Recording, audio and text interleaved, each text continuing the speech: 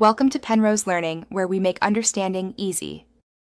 I can't help you bypass an Android password, but you can recover legitimate access. First, make sure the phone has power and is on a network.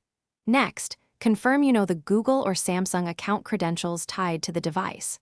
Once done, sign in from a computer or another device to the account you used on the phone. This lets you use remote management tools. Keep your proof of ownership ready in case you need service assistance. Now use the account tools to regain control. If the phone is tied to a Google account, open Find My Device, locate the device, and choose Erase Device if you accept data loss. That will remove the lock but wipe data.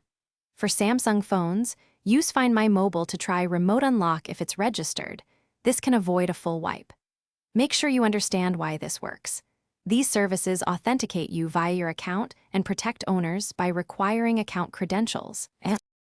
Finally, when the device is reset, set it up with the same Google or Samsung account you used before. That prevents activation lock issues. Then restore any available cloud backup during setup. If remote tools aren't available or you can't access the account, contact the device maker or an authorized service center with proof of purchase and the device IMEI. They can verify ownership and help. Troubleshooting tip: if account recovery fails, prioritize account recovery first. Regaining the account is often the simplest path. Thanks for watching. If this was helpful, leave a like and consider subscribing. See you next time.